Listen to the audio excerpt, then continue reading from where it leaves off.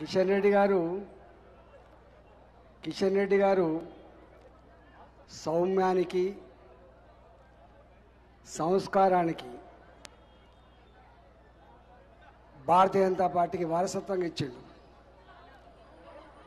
2004 నుంచి మేమిద్దరం 2018 వరకు ఎన్నడూ ఓడిపోకుండా గెలిచిన వాళ్ళం.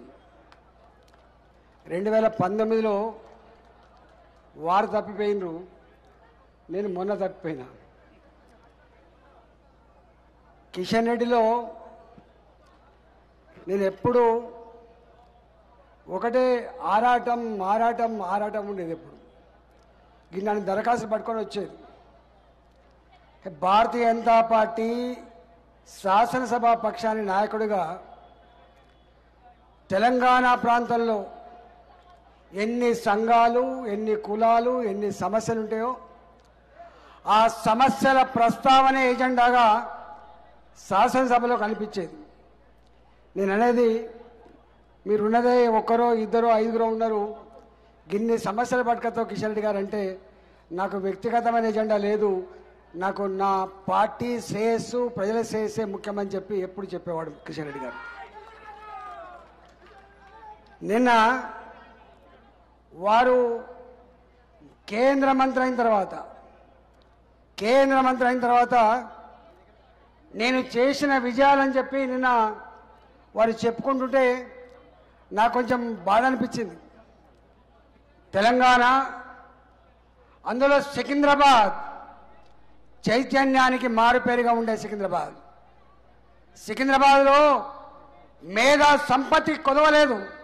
సికింద్రాబాద్లో ఏం జరుగుతుందో కేంద్ర ప్రభుత్వ పక్షాన, రాష్ట్ర ప్రభుత్వ పక్షాన ఏం జరుగుతుందో అన్నిట్లో అవగాహన ఉన్న వాళ్ళకి మళ్ళీ కిషన్ రెడ్డి గారు నేను సాధించిన విజయాలని చెప్పి ఏకరువు పెట్టేటువంటి ఆస్కారం లేదని నేను భావిస్తున్నా.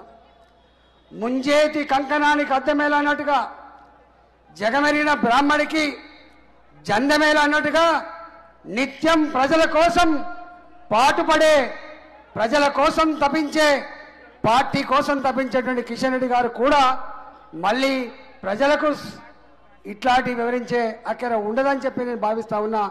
అదంతా నాయకులుగా, కార్యకర్తలుగా, సమాజ శ్రేయస్సు కోరే విజ్ఞులుగా ప్రజల వద్దకు తీసుకుపోయే బాధ్యత మీ చేతుల్లో ఉంది, మీ భుజాల మీద ఉందని చెప్పి ఈ సందర్భంగా నేను మనవి చేస్తా ఉన్నా. నాకు 3 సంవత్సరాలుగా అతి దగ్గర చూసే అవకాశం వచ్చింది. నేను వారిని ఎప్పుడు ఇంత టెన్షన్తో మనిషి కొనసాగకూడదు కిషన్ రెడ్డి గారు, క్వాలిటీ డిసిషన్స్ క్వాలిటీ వరకు చేయలేము, రాత్రిపూట 12 గంటల దాకా మళ్ళా మీటింగ్లో ఉన్నావు, మళ్ళీ 1 గంటకు ఫ్లైట్లో వస్తున్నావు, మళ్ళీ 6 గంటకే పోతా ఉన్నావు, ఎన్ని సంవత్సరాలు పనిచేస్తామని చెప్పి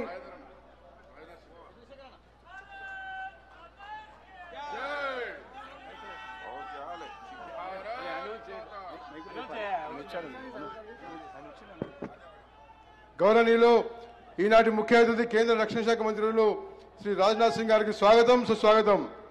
ఈరోజు భారత్ మాతాకి, భారతీయ జనతా పార్టీ.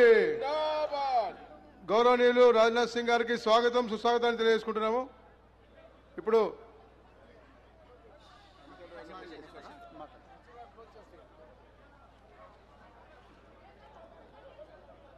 కిషన్ రెడ్డి గారు సికింద్రాబాద్ అభివృద్ధి మాత్రమే కాదు, కిషన్ రెడ్డి గారు భారతీయ సంస్కృతి, భారతీయ సాంప్రదాయం, భారతీయ విశ్వాసాన్ని నరేంద్ర మోడీ గారు నీ భుజాల మీద పెడుతున్న కిషన్ రెడ్డి గారు అంటే దేశవ్యాప్తంగా భారతీయ సంస్కృతి సాంప్రదాయాన్ని సమున్నతంగా నిలిపిన వ్యక్తి కిషన్ రెడ్డి గారు అనే విషయం మీరు మర్చిపోకండి.